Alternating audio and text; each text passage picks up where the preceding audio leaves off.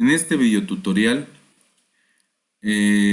vamos a ver lo que sería la práctica 4, que consiste en las estructuras de un método. En este caso, pues no es el cuerpo del método, que es lo que debe de llevar. En este caso, los métodos.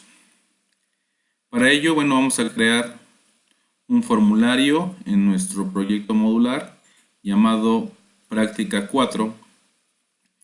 Y una vez que ya estemos, nos vamos a ir a Source para ir ingresando el código correspondiente de la explicación de esta práctica.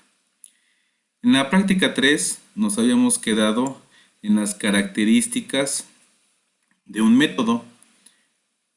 En este caso, en la práctica 3 nos quedamos hasta estas líneas de código. En esta práctica 4 veremos su estructura. Para ello, un método puede ser tanto privado, como lo estamos escribiendo aquí, o puede ser público. Si lo ponemos público, este método, que se llama mensaje 1, si es público, se va a poder acceder a él desde la misma clase, en esta en la que estamos, o desde otras clases. En este caso quiere decir que desde otros programas. Es importante aquí en el código ubicar la clase de nuestro programa con la palabra class. Esta clase se llama práctica 4. Entonces, aquí estoy viendo la llave de la clase, que es donde inicia, y principalmente la llave termina hasta el final del código. Todo lo que está dentro de esas llaves es la clase, es el programa. Entonces, decía yo que cuando un método es público, cualquier otro método que haya dentro de esta clase llamada práctica 4 va a poder acceder a este mientras sea público o desde otras clases. Cuando es privado,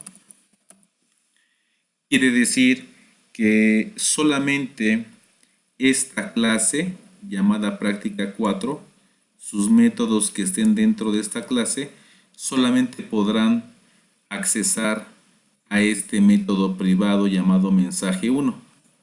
Otras clases externas que tuvieran otros métodos no podrían accesar a este método privado. Esa es la diferencia entre el privado y el público. Otra parte de la estructura que debe de llevar el método es que antes del nombre tenemos que especificarles si ese método va a regresar algún dato en especial. Ahorita de entrada estoy poniendo la palabra void. Esta palabra significa que el método no va a regresar absolutamente ningún tipo de dato. Eso es lo que nos dice la palabra void. Recuerden que a los métodos, como lo vimos, siempre le tenemos que especificar con una llave en donde inicia y donde termina el método. Esto con el fin de, bueno, saber todas las líneas que va a tener en su interior el método se van a ejecutar, y aquí le estamos diciendo que inicie desde esta línea y termine precisamente en esta llave. Aún no tiene nada nuestro método en su interior.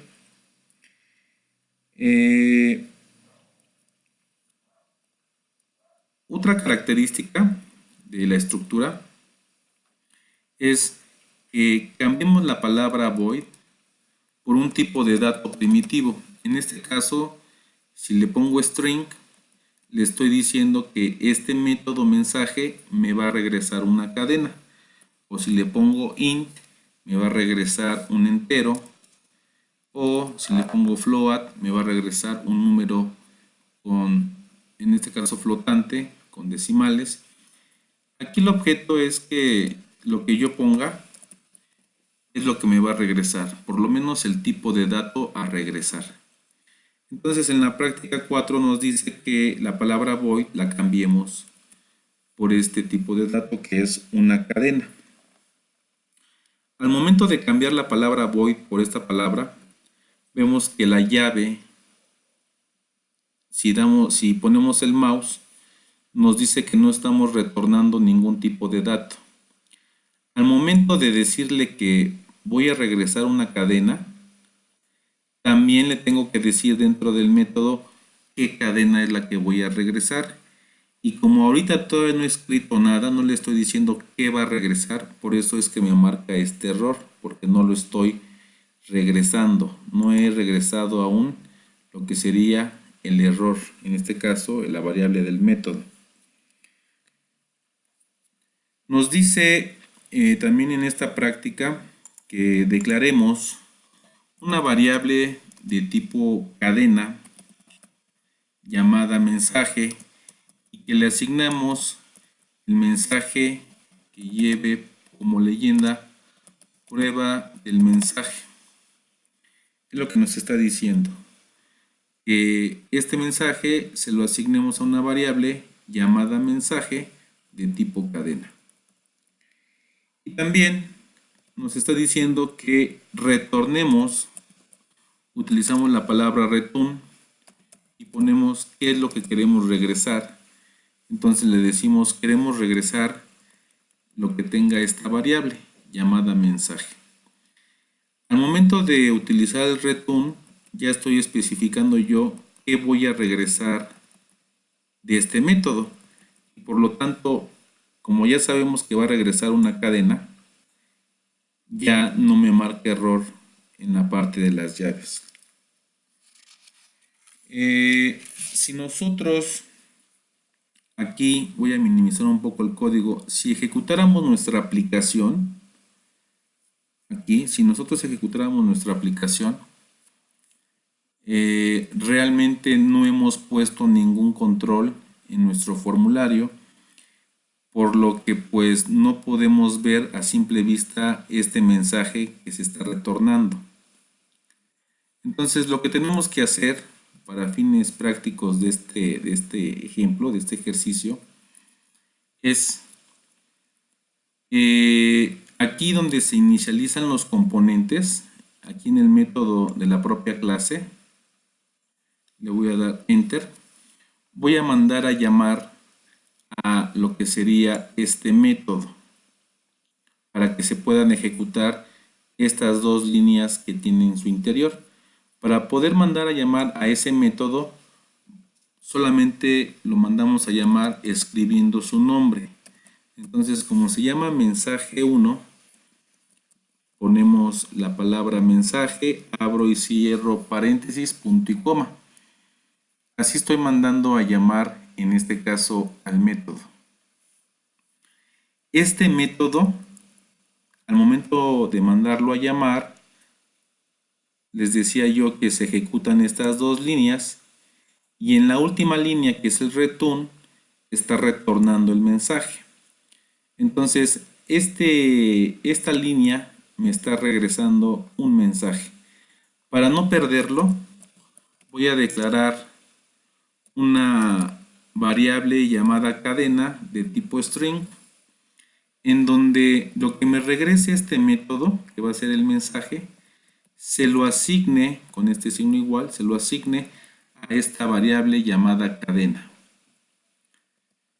Y lo que tendríamos que hacer aquí es, a través de la clase system.out.println, lo que tendríamos que hacer sería imprimir en la consola el contenido de la variable cadena.